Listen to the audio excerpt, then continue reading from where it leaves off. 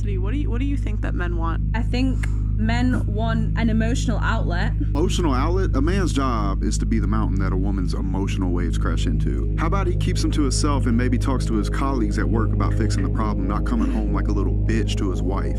You're gonna feel safe and protected? I think a man has to be comfortable enough to be able to tell him. If he's not comfortable, you're wrong. Also crying, not crying. Yeah, but crying I want to his mother? But I'm just saying that I want you to know that you can talk to me. Exactly. But it's burn that book on your bedside table. For the last 200,000 years, we as a species have survived the worst that the world has to offer.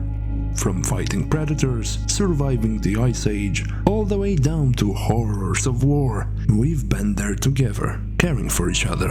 And yet we created gender politics that separate us by fighting for the freedom of a single group at the expense of the other. Now, if the minds of men and women will continue to be poisoned like that, the poison itself will slowly become the reality. And I'm going to tell you how, with help of Benjamin Franklin. This is the third way.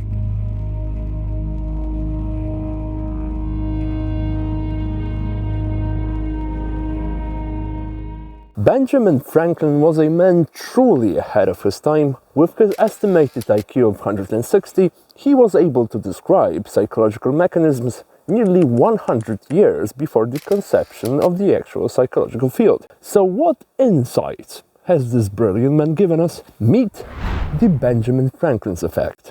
In his biography, Franklin explains how he dealt with the hatred of the rival legislator when he served under the Pennsylvania Assembly in the 18th century. Having heard that he had in his library a very scarce and curious book, I wrote a note to him, expressing my desire to peruse that book, and requesting he would do me a favor of lending it to me for a few days. He sent it immediately, and I returned it in about a week, with another note, expressing strongly my sense of the favorer. When we next met in the house, he spoke to me, which he had never done before, and with great civility, and he ever after manifested a readiness to serve me on all occasions, so that we became great friends, and our friendship continued to his death.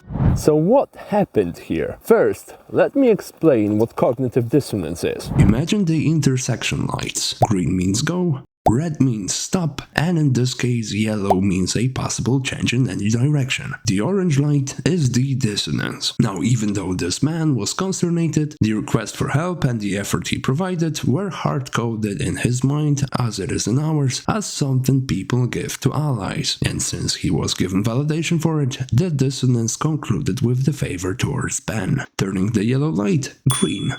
The repetition of the effect gave him a sense of friendship. You see, this is not a separate case. It's an underlying mechanism of our civilization. Examples are plenty, from well-maintained marriages to workaholics, all the way down to childlike relationships.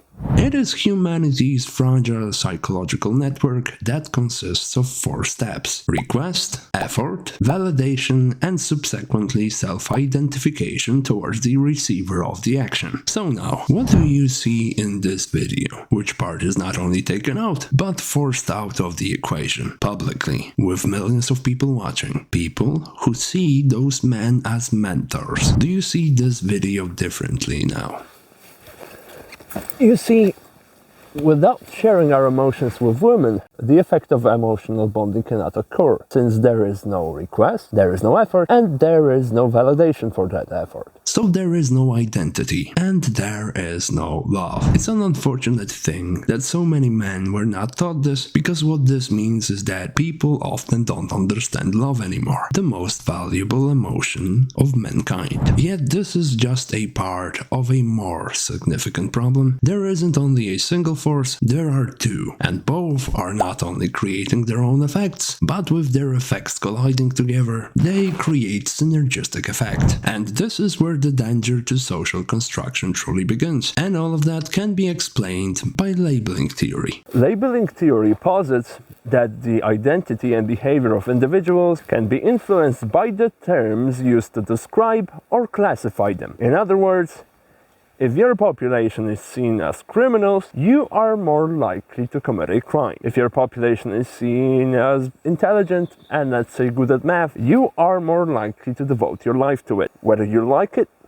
or not. That's why social biases are so incredibly harmful. From a gender politics perspective, this means that even though there might be some truly good feminists and red pillars, most of them will act and see the world as the stereotypes the public propagates. Because unfortunately, our brains rate the value of belonging higher than understanding facts. Anyway, now we have two prominent forces that hold a strong gender identity and stereotypically view the other sex as evil. How does that affect the converse to Benjamin Franklin's effect? A woman cheats on a man. He finds out and faces her with the harsh reality of the situation. This is the best I've ever had. Oh man. She is now consternated. In other words, she meets cognitive dissonance. My phone, first of all, like that, like Don't change the subject matter. Don't change the subject matter. On one side, she knows that she did something wrong, but her brain was previously saturated with negative connotations towards men, so the yellow light turns red, and she chooses to resolve the dissonance against the favor of a man, and blames him for what happened. I mean, you always work all the time anyway, so... Oh, so it's my fault. Even though this action is immoral, that woman never had a choice, because her brain, based on previously gained data, created an automatic response to dehumanize her man and his emotions, for sake of her own well-being. This, of course, and I can't stress this enough, works both ways. So for a second, let's go back to the original example. The legislator was an enemy of Benjamin, but due to his embedded values of civility and respect for others, he sent it straight away. These days, due to social labeling, we are gradually changing our perceptions of each other. We start to see each other as expendable. So what's essentially happening to society is nothing but a slowly self-propelling circle of dehumanization. Because lower empathy leads to a lower chance of creating a request, partaking in effort, and giving gratitude, dismissing the effect of Benjamin Franklin. In other words, the very thing that makes us human. So if you ever wondered what's wrong with the world, then this is the sad conclusion. Within our liberty, we often make mistakes. We do things because we believe we're doing the right thing. We're not evil. Initially, both gender ideologies were created to help men and women. You see, it is not the true values of those systems that are the problem. It is the very existence of those systems that is the problem. Because for as long as we'll be dividing ourselves into those who have it better and those who have it worse, we'll never stop the circle of labeling, dehumanization, and fighting. We've been through so much pain. We hurt, lie, and often hate each other. But what's often forgotten is how we also make each other smile, how we support and love one another. And I believe this is the answer to our problem. Because people have this beautiful gift, determination. Even though we might not save the world in a span of a day, we certainly can change the world around us. And it all starts with a simple phrase. Thank you. So thank you to all the people who showed me support on my previous film, and to you, Boohoo. As I promised, if I ever do get famous, you won't be forgotten. Thank you, James, my dear friend, for switching shifts with me to the one I know you hate, just so I could work on a script. And the most out of all, thank you, Baba. What? For being with me even when I'm a pain in the ass. Because I know I can be.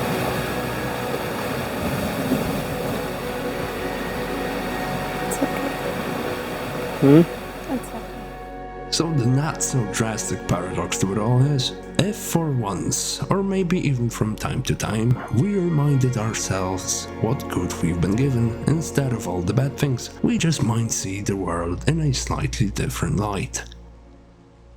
Have a good day.